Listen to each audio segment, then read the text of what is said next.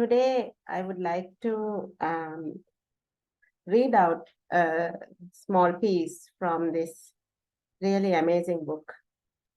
The title is A Still Forest Pool, Insight Meditation of Achaan Chah. So Achaan Chah is one of my all-time favorite monks. There are many. And he was the main teacher of a lineage of amazing, fantastic students who do such a great service to Dhamma in the world. So Ajahn Brahmavansa Thero is this Hamguru's student. Then my own first meditation teacher, Venerable Homagama Konnanya Thero, who is also the founding principal of our English medium Dhamma school in Rawatawati. Then Ajahn Sumedo, Ajahn Amaro, and it's a huge, amazing lineage of monks and nuns who can be traced back to Achaan Chah as being the teacher. And his teaching is widely available, and this book it says for free distribution, not for sale. And I think that's what makes it hard to find sometimes, because it's not in a bookshop, I suppose. I will post the address or wherever this came from. I also just happened to pick it up from our temple. Has a small, very tiny library. In that, I just chanced to pick it up, and such an amazing jewel of a book. So I read this. It's like my Bible. So here I was reading something yesterday on the study and experiencing Dhamma. So the monk, Venerable Thero, clearly says that, look, yes, you can study the Dhamma, but nothing beats the experience, because he was saying, for example, how do you explain to somebody falling from a tree? You have to fall from a tree to know what it means, right? We all have fallen, thankfully, from very short height from a tree, or but you can't explain it to somebody. You can describe it for sure, but describing it and reading about it in a book and then experiencing it is very different. So similarly, he was saying, he's saying here, let us talk about the difference between studying Dhamma ideas and applying them in practice. True Dhamma study has only one purpose: to find a way out of the unsatisfactoriness of our lives and to achieve happiness and peace for ourselves and for all beings. Our suffering has causes for its arising and a place to abide. Let us understand this process. When the heart is still, now I need to pause here. So this is interesting. Now, there is this question, an age-old question, as to where does the mind reside? I always thought the mind is an outcome of the brain and its functionality, right? So, because mind is something that we can't grasp tangibly. If we can, then we can poke some wires into it and see, like how we, with the brain, there are electromagnetic signals. With the heart, there's a heartbeat. With all the other organs, you can track the blood flowing in and out and so on. But the mind is something intangible. So we are finding it difficult to, from a Western medicine point of view, to say this is where it is located. So I always assume that it is in the brain. It's not tangible, but it's in the brain. The first time I saw the Buddha referring to the mind as a tangible thing is when he's referring to the 6 sense doors. And he clearly says these 6 sense doors are in your body. So the eyes, ears, nose, mouth, or other tongue, and the skin, which helps us to see, hear, smell, taste, and feel. We know that it's in the body, and that's very clear. The mind, where whatever you see, you start thinking about. Whatever you hear, you start thinking about. Whatever you touch, taste, and smell you start thinking about. So that is the mind. And then even without seeing, hearing, smelling, touching, or tasting, you also just think just like that without any inputs coming from the five sense doors. You can independently also start thinking for no reason, right? So the mind definitely is a big one. And the Buddha identified the mind as a sense door, and he said these six sense doors reside in the body.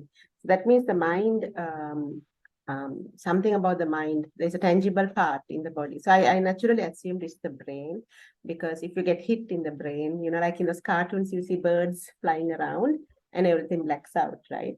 So then you are unconscious. And then when you regain your consciousness, then you start seeing and hearing and all of it again. So that is why I assumed it's part of the brain, and I think that's a general assumption for any person, right? That's the logical sounding thing.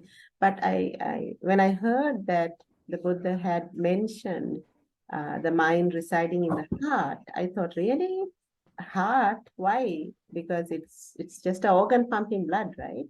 Um, so that is something I couldn't understand. So here the Achaan Chah also mentions when the heart is still, and actually he's referring to the mind here, right? So also I suppose if you look at it traditionally, when we say we are in love, or we love somebody, not in a husband-wife way, but in a more like, I love my child, I love my friend, I love my dog. We show the heart sign, right? So heart has always been known as an expression of emotions, and the brain has always been known as logical thinking. So the emotions has always got expressed through the heart. So I suppose that is right, because what the Buddha says is that all of these things are emotional reactions that we make. And then the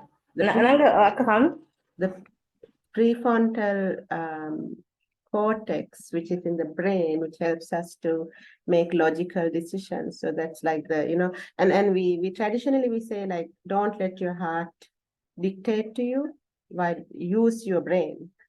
So that is also probably differentiating between the emotions and the logical thinking. So I was thinking about it last night when I was reading this. And also I was reflecting that last night I actually had time to reflect, and I felt so peaceful. And I remembered what Ajahn Brahm says. He says, even though we are named as a species, as human beings, he said, if you are a human being, you should just be. But you are a human doer. You are always human doing. You are doing one thing after another. You are not just being. And we all know he's a funny monk, and he explains very complicated things in a very simple and beautiful and funny way, humorous way. And yesterday I was thinking, yes, when I'm just being, just sitting and doing nothing, and then when I'm sitting and doing nothing, I think of the Dhamma. And that is very peaceful. So I started reading. I thought, let me read something so that I can build on it today at the meditation. So back to the article. When the heart is still, it is in its normal condition. When the mind moves, thought is constructed. Happiness and sorrow are part of this movement of mind, this thought construction. So also is restlessness, the desire to go here and there. If you do not understand such movement, you will chase after thought constructions and be at their mercy. This is the first paragraph. I thought this is very, very powerful, right? When the heart is still, it is in its normal condition. And this is something I have read again and again and again in all the monks and nuns who are speaking of enlightenment, peace, liberation, and so on. They always say that your heart or your mind already knows this liberation, because when it is not grasping or clinging, it knows this stillness. The stillness is pure, it is peaceful, it is that nibbanic stillness. The problem is when we are exposed to things visual, to things auditory, to things that smell, to things that we eat and drink, to things that we feel on our body, and various thoughts that come with these five sense doors inputs and without. We get carried away, and that luminous stillness, pure form of the mind gets covered with reactions. These reactions are whatever those inputs that came in, we get carried away. And yesterday at the Servants of the Buddha, the president, Dr. Manori, she mentioned some sutras the Buddha preached inspired by rivers. He called it the Riverside Sutras.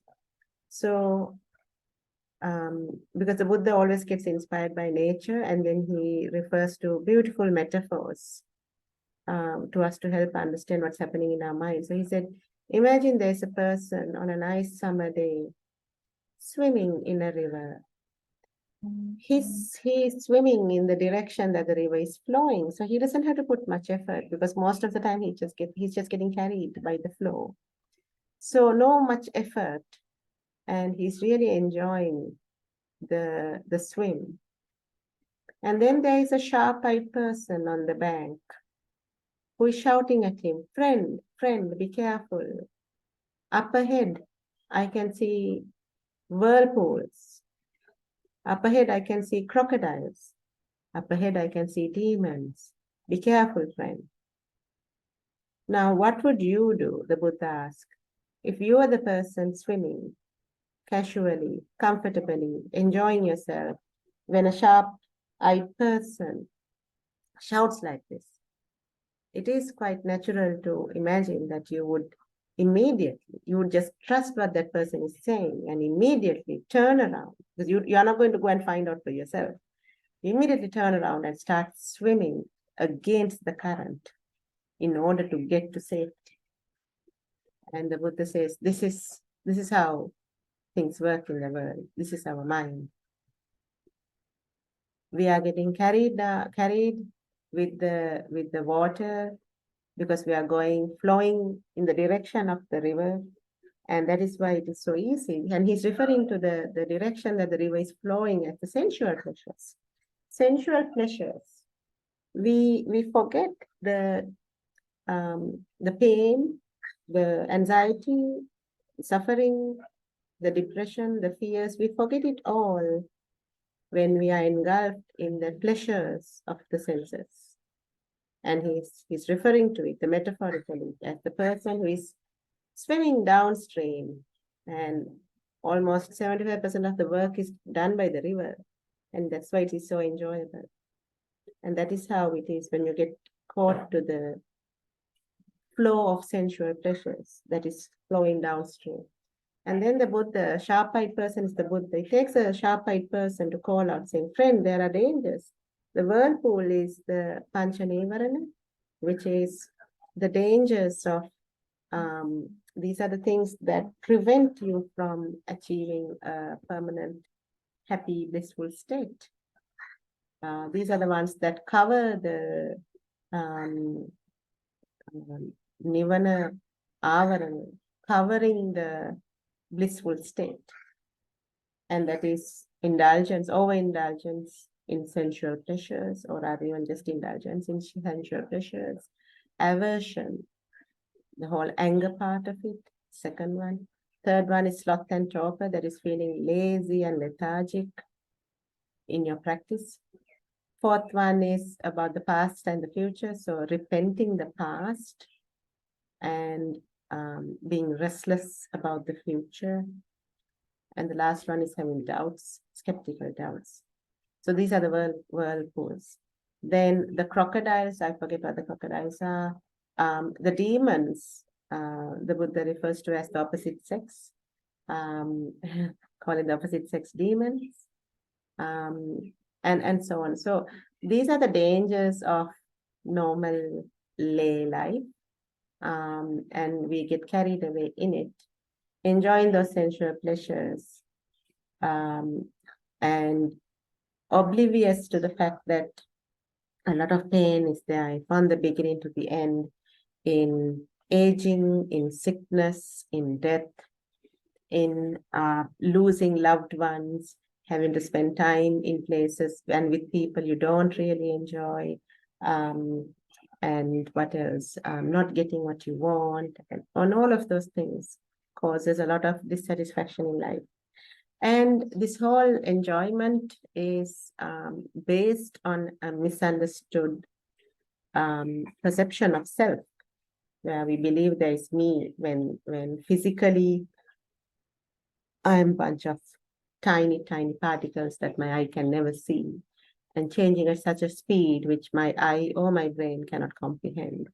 And in this moment, you and I have changed, and we don't even know it, because what our senses can grasp is a permanent entity sitting here, whereas this you and me that seems permanent and solid, we have changed so much during these few seconds. So we can't see the truth because our sense doors are not capable of seeing the truth. So this truth has to be seen by our mind side. Similarly, the mind, the consciousness, it just rises and passes away. It's very fast, very rapid. The consciousness can be with only one of the six sense doors. And so this is what Achaan Chah is saying here.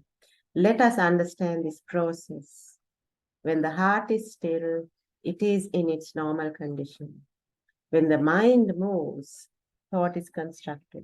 The mind moves because an input has come from one of the six sense doors. Happiness and sorrow are part of this movement of mind, this thought construction. So also is restlessness, the desire to go here and there. If you do not understand such movement, you will chase after thought construction and be at their mercy. The Buddha taught us to contemplate the movements of the mind. Watching the mind move, we can see its basic characteristics, endless flux, unsatisfactoriness, and emptiness. You should be aware of and contemplate these mental phenomena. In this way, you can learn about the process of dependent origination. The Buddha thought that ignorance is the cause of all arising. When we first study Buddhism, these teachings may appear to make sense to us, but when the process is actually occurring within us, those who have only read it cannot follow fast enough, like a fruit falling from a tree. Each link in the chain falls so fast that people who have only studied cannot tell what branches it has passed. When pleasurable sense contact takes place, for example, they are carried away by the sensation and unable to notice how it happened. The systematic outline of the process in the text is accurate, but the experience is beyond textual study. Study does not tell you that this is the experience of ignorance arising. This is how volition feels. This is a particular kind of consciousness. This is the feeling of different elements of body and mind. When you let go of a tree limb and fall to the ground, you do not go into detail about how many feet and inches you fell. You just hit the ground and experience the pain. No book can describe that. Formal Dhamma study is systematic and refined, but reality does not follow a single track. Therefore, we must attest to what arises from the one who knows, from our deepest wisdom. When our innate wisdom, the one who knows, experiences the truth of the heart/mind, it will be clear that the mind is not ourselves, not belonging to us, not I, not mine. As to our learning the names of all the elements of mind and consciousness, the Buddha did not want us to become attached to words. He just wanted us to see that all this is impermanent, unsatisfactory, and empty of self, the three characteristics of existence. He taught only to let go.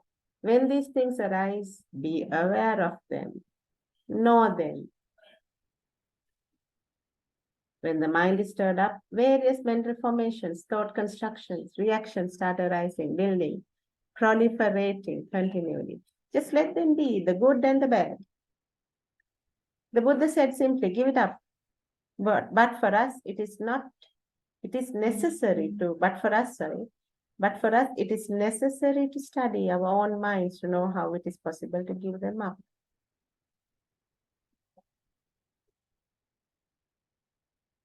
So in this book, Venerable Achaan Chah also explains how he meditated. So he said that he liked what he read and he liked what he had heard from the masters. But he also believed that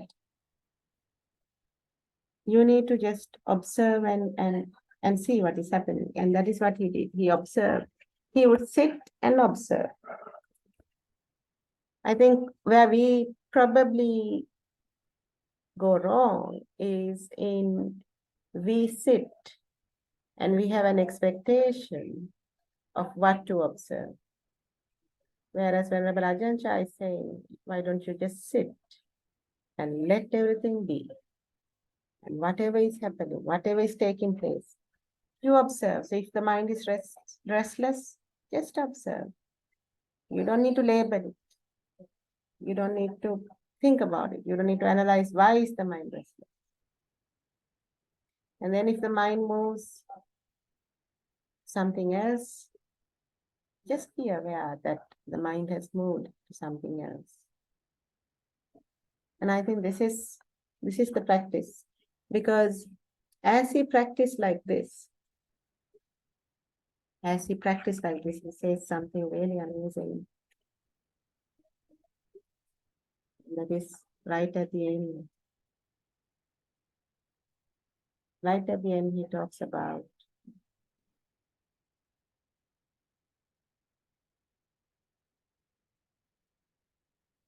how he started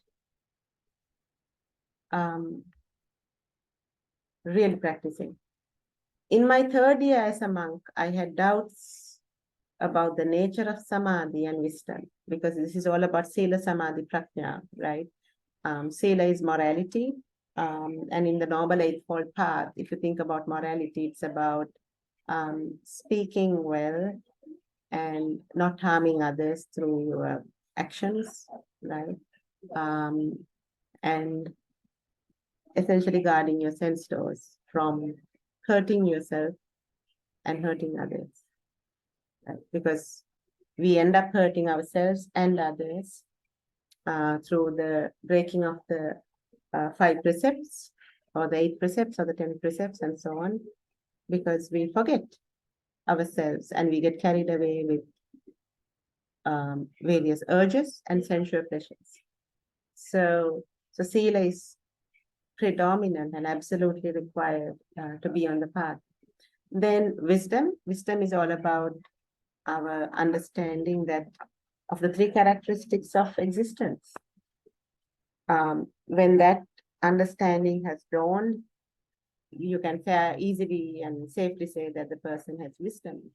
The understanding that even though apparently it looks like it's the same me who saw myself in the mirror today, we all have this tradition. It's a global thing, right? As anyone who wakes up, they go to the washroom first and you look at yourself in the mirror first.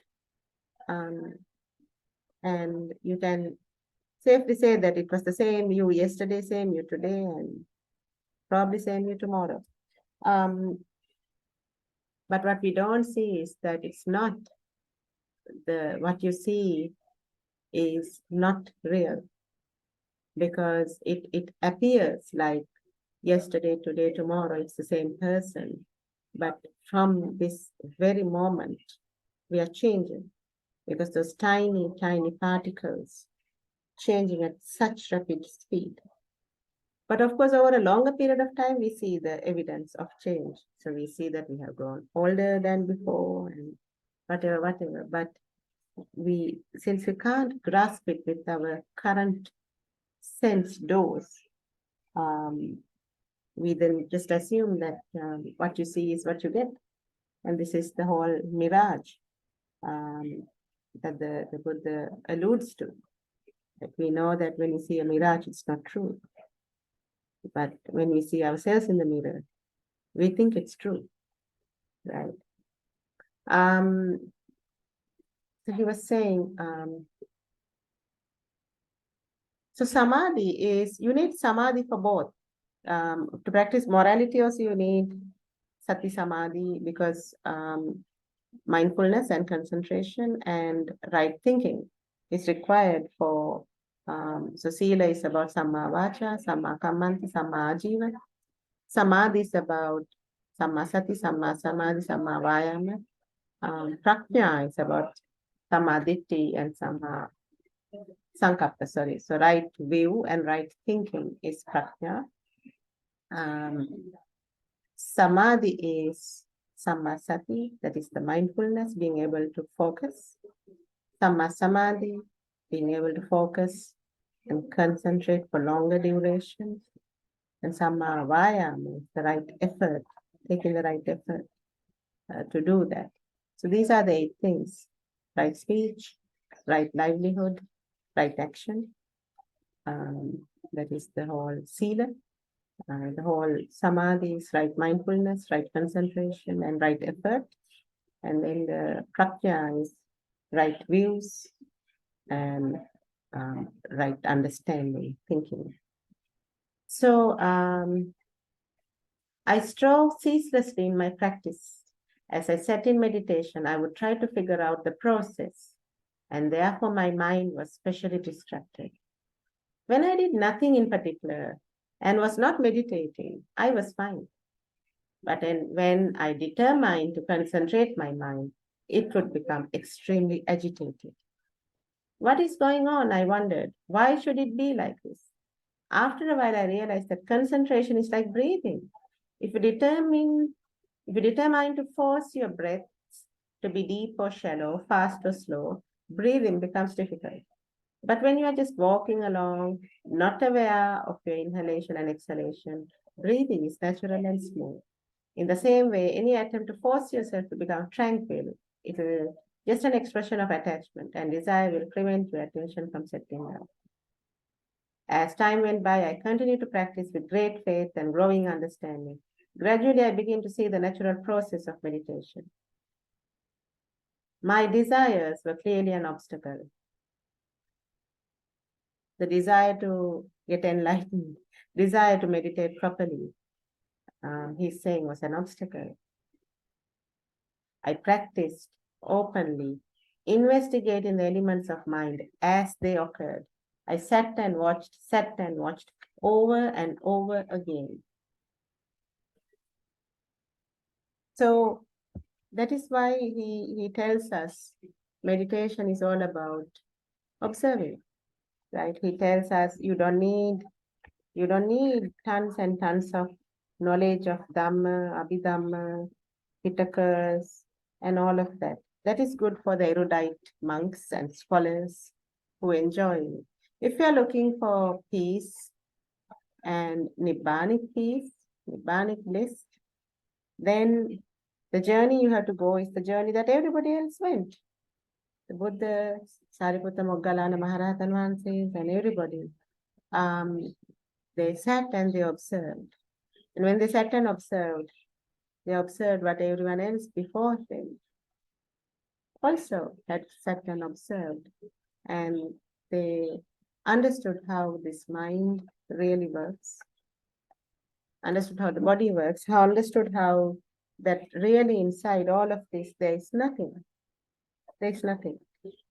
And that leads to real understanding of non-self. Right now we have academic understanding of it.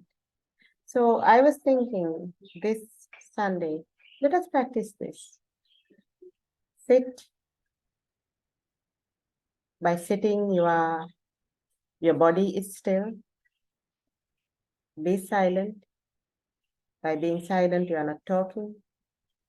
And gradually, when the body is silent, when the mouth is not talking, gradually the mind will settle down and just observe it settling down. And then as it settles down, become calm and relaxed. Just observe what is going on. Just observe without a label, without trying to analyze. Just observe. And this is the skill, this one skill. And doing this again and again, over and over. This is the path. Now, in order to do this, morality is very important. Sila. Sila is fundamental. The Buddha said, if you don't have the right moral discipline, you will find it very hard to sit and do nothing and observe. So, practicing the 5 precepts at a minimum is a non-negotiable if you want to travel this path. Okay, so let me pause here and see what questions we have.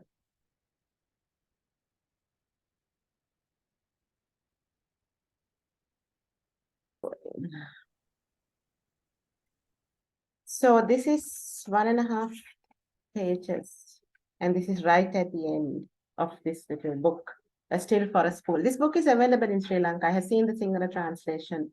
Nisala Vilter or something, Achaan Chah. In my 3rd year as a monk, I had doubts about the nature of samadhi and wisdom. Really desiring to experience samadhi, I strove ceaselessly in my practice. As I sat in meditation, I would try to figure out the process, and therefore my mind was specially distracted. When I did nothing in particular and was not meditating, I was fine. But when I determined to concentrate my mind, I would become extremely agitated. What is going on? I wondered. Why should it be like this? After a while, I realized that concentration is like breathing. If you determine to force your breaths to be deep or shallow, fast or slow, breathing becomes difficult. But when you are just walking along, not aware of when you're just walking along, not aware of your inhalation and exhalation, breathing is natural and smooth. In the same way, any attempt to force yourself to become tranquil is just an expression of attachment and desire and will prevent your attention from settling down. And the rest is about, I believe, we should title it saying how to become an Arahant, right? By Achaan Chah. And here it is. As time went by, I continued to practice with great faith and growing understanding. Gradually, I began to see the natural process of meditation.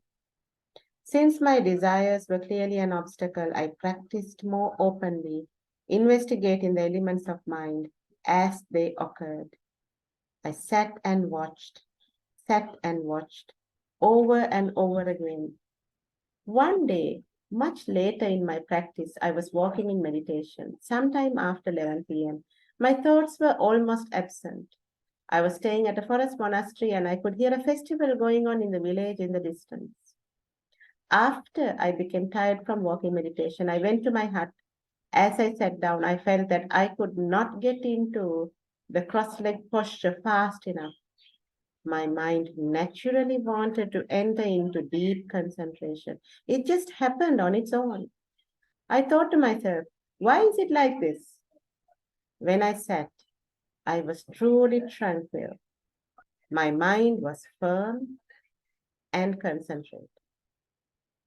Not that I did not hear the sound of singing coming from the village, but I could make myself not hear it as well. With the mind one pointed, when I turned it towards sounds, I heard. When I did not, it was quiet.